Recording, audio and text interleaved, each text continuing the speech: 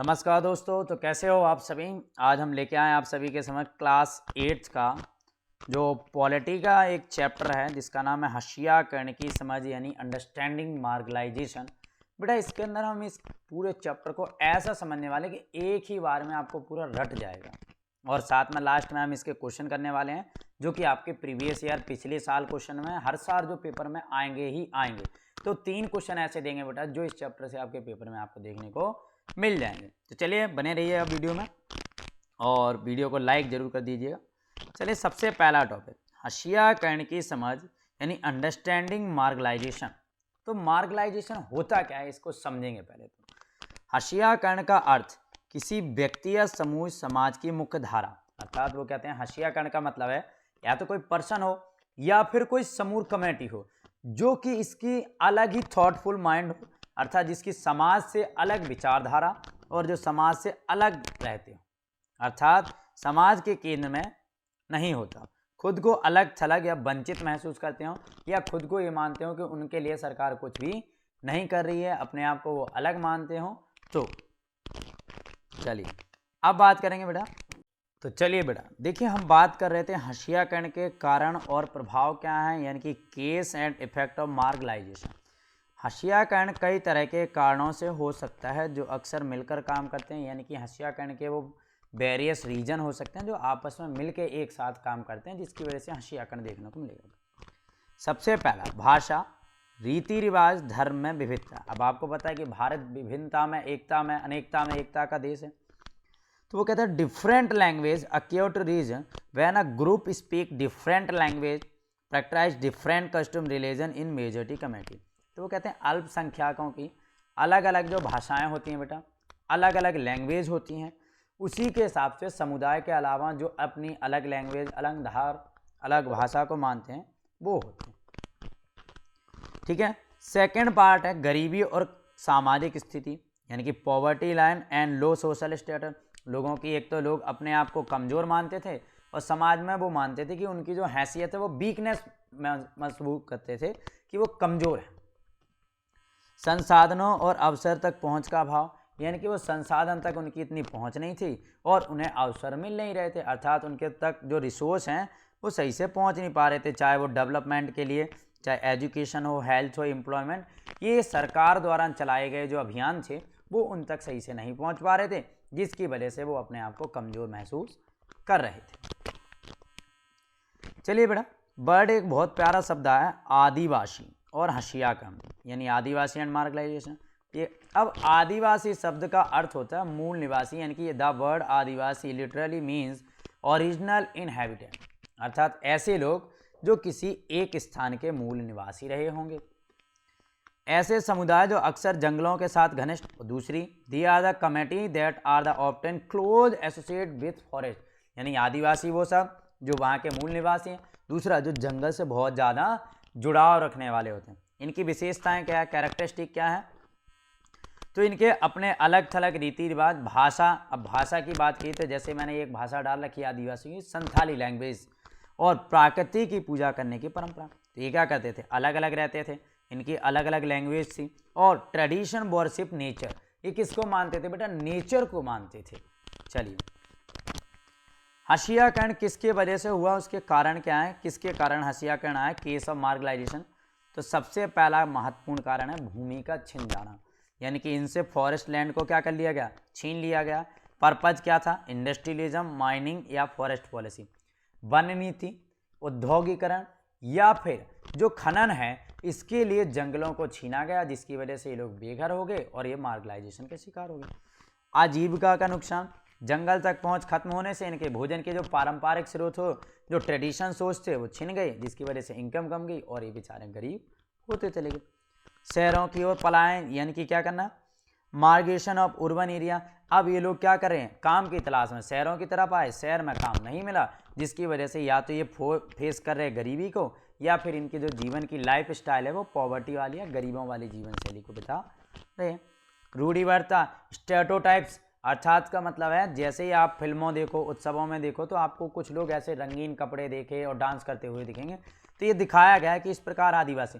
लेकिन कभी भी किसी मूवी ने किसी फिल्म ने या किसी सरकार ने ये नहीं दिखाया कि इनका नेचर कैसा है, कैसे व्यतीत कर रहे हैं और आज ये कितने बड़े संकट से गुजरे हैं बेटा। तो वास्तविक समस्याओं का आज तक किसी ने कोई पता नहीं बताया।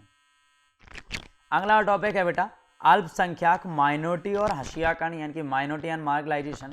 तो अल्पसंख्या, अब सबसे पहले अल्पसंख्यक समुदाय कहेंगे किसे? शब्द उन समुदायों के लिए होता है जो जनसंख्या में बाकी की तुलना में कम होते हैं। सिंपल सी बात। ये शब्द किसी धर्म के लिए उपयोग नहीं होता बेटा। ये शब्द ये शब्द किसी लैंग्वेज पे या कास्ट पे नहीं होता, ये धर्म पे होता है। और धर्म रेप्यूज करता है जिसकी small population of the rest population, बाकी पॉपुलेशन में जो सबसे कम पॉपुलेशन में होंगे उन्हें माइनॉरिटी माना जाता है। नीड ऑफ प्रोटेक्शन, सुरक्षा की आवश्यकता क्यों पड़ी? क्योंकि बेटा जो मेजॉरिटी है, कहीं ऐसा ना हो कि वो मेजॉरिटी अपना कल्चर डोमिनेंस इनके ऊपर ले दे और डिस्क्राइमिनेशन के चलते इनके साथ भेदभाव करे, इसीलिए वहाँ पर इनकी सुरक्षा की आवश्यकता पड़ जाती है। संवैधानिक सुरक्षा बेटा, संवैधानिक सुरक्षा का मतलब है संविधान ने इन लोगों को सुरक्षा करने के लिए क्या उपाय बनाए हैं। तो भारतीय संविधान में अल्पसंख्यकों को सुरक्षा देने के लिए धार्मिक स्वतंत्रता, सांस्कृतिक एवं शिक्षण का अधिकार दे रखा है जिससे विविधता में एकता बनी और समानता का अधिकार तो सबको ही दे रखा है। तो आपको बताना कि भारतीय संविधान में सांस्कृतिक एवं शिक्षण का अधिकार कौन सा अधिकार है, धार्मिक स्वतंत्रता क्या होती है, ये आपको इसमें कमेंट करके हमें बताना। मुसलमानों का हशियाकरण, तो मार्जिनलाइजेशन इन मुस्लिम, तो क्या है थोड़ा इसको विस्तार से दें। सच्चर कमेटी की रिपोर्ट के अनुसार शिक्षा, सरकारी नौकरी, मूलभूत सुविधाओं मुसलमान अन्य समुदाय से पिछड़ा हुआ है। अब एक सच्चर कमेटी बनाई जिससे पता चलेगी कौन सा समुदाय सबसे पिछड़ा है।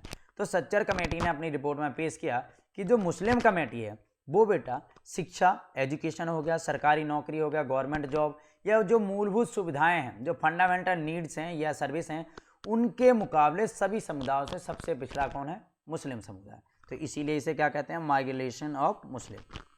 चलिए आगे बात करेंगे संविधान और हशियाकरण से निपटना। अब संविधान ने हशियाकरण से निपटने के लिए क्या क्या प्रावधान किए? तो सबसे महत्वपूर्ण प्रावधान है मौलिक अधिकार। संविधान ने फंडामेंटल राइट दिए हैं। Marginalised group can invoke on the fundamental right guaranteed in the constitution protect of their right.